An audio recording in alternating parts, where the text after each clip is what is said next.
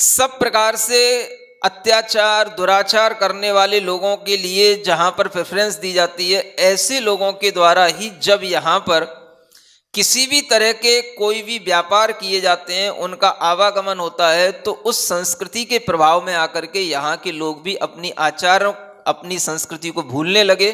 तो आज हमें उस संस्कृति का प्रभाव कम होता हुआ दिखाई दे रहा है। ये हिंसा जो आज हमें देखने को मिल रही है, अब लोग इस हिंसा को ही प्रशंसनीय मान रहे हैं। अब आज हिंसा की ही एक तरीके से आप देखोगे प्रशंसा हो रही है। हिंसा करने के लिए ही लोग कुतर्क कर रहे हैं आज, समझ आ रहा है। ऐसे ऐसे भी हमने महाराष्ट्र के अंदर कुछ ऐसे उस समय पर घटनाएं देखी जब ये सल्लेखना का प्रकरण चला था। उसके बाद ही एक घटना हुई महाराष्ट्र के अंदर एक ग्रुप है जो हिंसा को ही प्रेफर करता है, और अगर कोई अहिंसक व्यक्ति अहिंसा की बात करे तो उसका विरोध करके उसे वहां पर हिंसा की प्रतिष्ठा करना होती है। उन्होंने इतना तक भी किया था, किसी ने उस समय की वीडियो दिखाई थी कि उस अहिंसक स्थान पर किसी ने जाकर के जबरदस्ती किसी भी जीव को मार करके वहां पर उसमें आग लगाई कि नहीं, ये हिंसा होगी और इसी के साथ में हम लोग जिएंगे। मांस खाना, अंडा खाना, इस बात का लोगों के लिए आग्रह है, हट है। आज अपनी बुद्धि से कोई भी विचार करने की बात नहीं है, लेकिन आग्रह और हट है इस प्रकार का। आप देखोगे महाराष्ट्र में, आसाम की तरफ भी ऐसी कौमें हैं जहां पर ये हट है। अगर आप वहां अहिंसा की बात करोगे तो वो आपके लिए जरूर हिंसा से ही उत्तर देंगे। ऐसी स्थितियां बन चुकी हैं, समझ आ रहा है। बांग्लादेश, कैलकाटा वगैरह भी, ये सब आज ऐसी स्थितियां बन चुकी हैं जहां पर पहले जो है अहिंसा धर्म रहता था। लोगों के मन में पहले सीखने की भावना होती थी, अहिंसा की प्रभावना करते थे, लेकिन आज लोग हिंसा को ही मुख्यता दे रहे हैं, मांसाहार को मुख्यता दे रहे हैं। यहां पर अब तो डॉक्टर लोग भी हर चीज में जब वो अपनी दवाइयां देते हैं तो उसके साथ में प्रेस्क्रिप्शन ये भी बता देते हैं कि भाई प्रोटीन की कमी है, विटामिन्स की कमी है, तो ये खा लिया करो, ये पी लिया करो, समझ आ रहा है। तो ये जो हिंसा का एक तरीके से विज्ञान के माध्यम से कहो, डॉक्टरों के माध्यम से कहो, ये जो यहाँ पर प्रचार अब बढ़ने लगा है और यहाँ पर हिंसा को मुख्यता दी जाने लगी है, ये सब एक तरह से उस पाश्चात्य संस्कृति के प्रभाव से ही हो रहा है। आदमी के अंदर अहिंसक आचरण का अभाव हो रहा है, स्वयं अहिंसा का भाव उसके अंदर नहीं है, और स्वयं अहिंसक आचरण नहीं होने के कारण से जब आदमी में खुद अहिंसा का आचरण नहीं होगा तो वो भी कभी किसी को अहिंसा के बारे में कह नहीं सकेगा। तो ये अहिंसा ही वो चीज थी जिससे ये जैन धर्म विश्व धर्म कहलाता था, और आज भी अगर जैन धर्म को विश्व धर्म कहा जाता है तो इसी अहिंसा के कारण से कहा जाता है।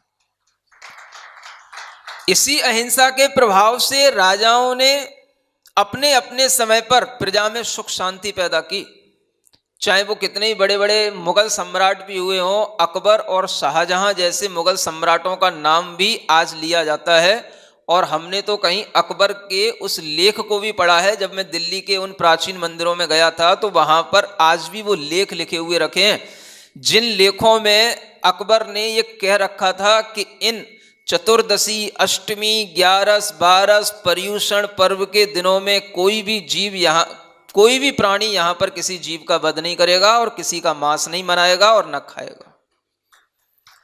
ये सब उस अहिंसा का प्रभाव था, और यही अहिंसा का प्रभाव भगवान के तीर्थंकर के धर्म की प्रभावना है। आप लोग आज अगर उस अहिंसा के प्रभाव को विश्वव्यापी बनाओगे तो ये समझ लो कि आप तीर्थंकरों को उस देश तक ले जा रहे हो, तीर्थंकरों की संस्कृति को उस देश तक ले जा रहे हो। महात्मा गांधी ने अभी वर्तमान में इस देश को आजाद कराया तो उसमें भी ये अहिंसा का ही प्रभाव था, और इसी अहिंसा के प्रभाव से उन्होंने यहां पर जो भी आंग्लों का शासन चल रहा था उसको उन्होंने यहां मिटाने की कोशिश की बिना किसी अस्त्र शस्त्र के, तो वो इसी अहिंसा के प्रभाव से की।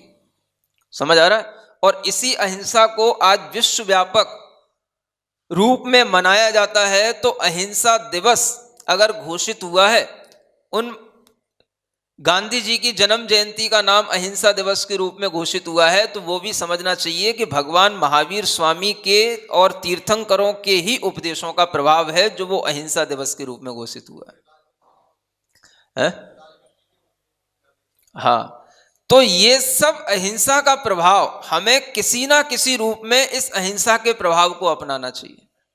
आज हम देख रहे हैं जैनों में भी बच्चे भी मांस खाने लगे, मदिरा पीने लगे। समझ आ रहा है? शहद तो अब किसी को बुरा लगता ही नहीं, जबकि पहले लोग शहद को भी बुरा मानते थे।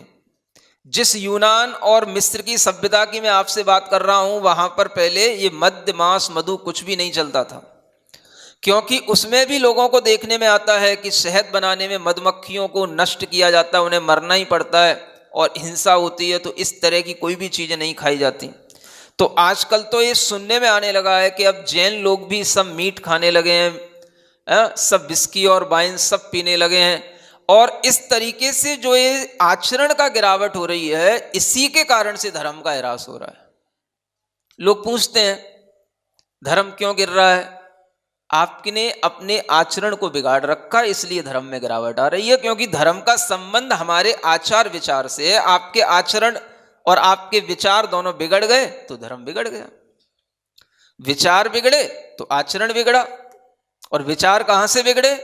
तो जब हम उन बहुतायत लोगों में सम्मिलित हो गए और उनकी सभ्यता को अपना लिया जिनकी सभ्यता में हिंसा प्रमुख है, तो आपके भी विचार उस तरीके के बन गए। तो जब उनके विचारों में जुड़ गए तो अब आपके लिए हिंसा को अपनाना ही पड़ेगा। अब कई बच्चों के लिए आज कहना चाहिए फास्ट फूड इसलिए खाना पड़ता है, जंक फूड इसलिए खाना पड़ता है, क्योंकि उन्हें ऐसी स्कूलों में, ऐसी कॉलेजों में पढ़ाया जा रहा है जहां की कैंटीनों में इन चीजों के अलावा कुछ मिलता नहीं है। अगर वो चाहें भी कि हम कोई केला सेब ले लें तो उन्हें कहीं फल फ्रूट की दुकान नहीं वहां आसपास दिखेगी। और वो स्कूलें ऐसी जगह बनाई जाती हैं शहर से 10 किलोमीटर दूर, 12 किलोमीटर दूर, और उनके उस कैंपस में जो कैंटीनें मिलेंगी वहां पर आपको जंक फूड के अलावा कुछ नहीं मिलेगा। अंडे मिलेंगे, जंक फूड मिलेंगे, सब तरीके के आपको मांसाहार मिलेंगे। अब उन्हें वहां जाना है, घर से जल्दी भागना है, सुबह जल्दी उठना है और जल्दी भागना है। इतनी जल्दी घर में भोजन बनाने वाला कोई है नहीं।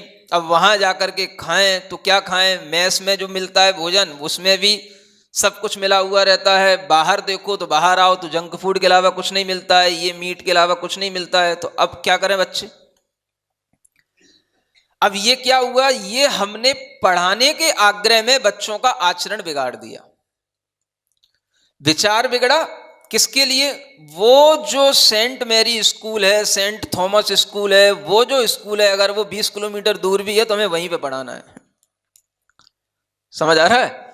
यहां से वहां तक जाने में 1 घंटा लगे, वहां जाकर के वो कुछ भी जो वहां पे कैंपस में खिलाया जाए खाए, कैंटीन में जो मिले खाए, बीमार पड़ जाए, धर्म से रहित हो जाए, लेकिन बच्चे को पढ़ाना है। उन्हीं स्कूलों में पढ़ाना है जो महंगी हैं, जिनका नाम है, और जिसमें पढ़ने के बाद में बस लगे कि हाँ हम बच्चों को बहुत बड़ी पढ़ाई पढ़ा रहे हैं। तो विचार तो पहले आपने बिगाड़ा अपना, बच्चों का विचार बिगड़ा। जब विचार बिगड़ा तो आचरण अपने आप बिगड़ गया, आचरण बिगड़ा तो रोग पैदा हो गए। अब जब उनके अंदर शुरू से ही विचार और आचरण सब बिगड़ गया तो अब उन्हें धर्म पर कभी विश्वास करने का समय ही कहां मिला, धर्म को सीखने का समय ही कहां मिला। इस प्रकार की ये जो एक सभ्यता का बाहरी जो सभ्यता है, चाहे उसे हम ईसाई सभ्यता कह लें चाहे कुछ कह लें, इस सभ्यता का इतना ज्यादा आक्रामक रूप शिक्षा के माध्यम से इस भारत के अंदर समाविष्ट हो चुका है कि उसकी गिरफ्त में हर परिवार है। आप चाहते हुए भी वैसा करने से अपने आप को रोक नहीं पाते, क्योंकि आपको दिखता है कि अगर हम वैसा करेंगे तो बच्चे का भविष्य कुछ भी नहीं होगा, बच्चा हमेशा कहता रहेगा हमें कौन सी खटारा स्कूलों में पढ़ा दिया, और जहां की स्कूलों की कोई कीमत नहीं तो आगे बच्चे के लिए ना कोई कैंपस मिलेगा, ना आगे बच्चे को कोई जॉब मिलेगी। इस प्रकार के लोभ में हमने अपना आचरण बिगाड़ना शुरू किया, अपने विचार बिगाड़ने शुरू किए, और आज हम खुद ही धर्म के घातक बन गए। आज धर्म के नाम पर अगर जैनों को देखा जाए तो जैनों की संख्या से मतलब नहीं है। आज जितनी भी जैनों की संख्या है, अगर उतना भी जैनों में जैनत्व का आचरण आ जाए तो उसकी अहिंसा का प्रभाव इतना विश्वव्यापी हो सकता है कि दूसरे लोग आपको आज भी मानेंगे और आज भी आपसे अहिंसा का पाठ सीखेंगे। संख्या से प्रयोजन नहीं है। पहले एक भी व्यक्ति होता था तो बाहर जाता था, देश के बाहर भी विदेशों में यात्रा करने जाता था, व्यापार करने जाता था, तो वहां पर धर्म के पाठ सिखा करके आ जाता था। अहिंसा का प्रचार, रात्रि भोजन त्याग का प्रचार, मद्य मांस मधु का त्याग का प्रचार, इसके लिए ये मानव सभ्यता है, और ये मानव सभ्यता ही जैन सभ्यता है। और ये जैन सभ्यता हर कोई अपनाता था, और हर किसी के लिए इसमें कोई धर्म नहीं दिखता था। कोई ऐसा नहीं लगता कि हमने कोई धर्म परिवर्तित कर लिया, क्योंकि हर कोई पढ़ा लिखा व्यक्ति ये समझता है कि तर्क से ये बातें सिद्ध हैं कि अगर हम गलत खान पान करते हैं तो उसका हमारे ऊपर गलत ही प्रभाव होता है। अब हमारे लिए वो खान पान इतना ज्यादा बिगड़ चुका है कि हम गलत को गलत समझ रहे हैं, लेकिन फिर भी हम खाने को मजबूर हैं, खिलाने को मजबूर हैं। अब मजबूर इतने हो गए हैं कि हम भी अपने आप को नहीं रोक पा रहे हैं, और बच्चों को क्या रोकेंगे। अब जब वही बच्चे जन्म से पढ़ करके ऐसी स्कूलों में पढ़ करके बड़े हुए, आगे और जाकर के जॉब करने लगे, तो उन्हें अब इंडिया से बाहर जाना है। अब वहां जाकर के क्या वो खाने पीने के चक्कर में कोई अपनी जॉब छोड़ देंगे? उल्टा आपसे और बोलेंगे, ये क्या आप लोगों ने धर्म के नाम पर तमाम तरीके की पाबंदियां बना रखी हैं?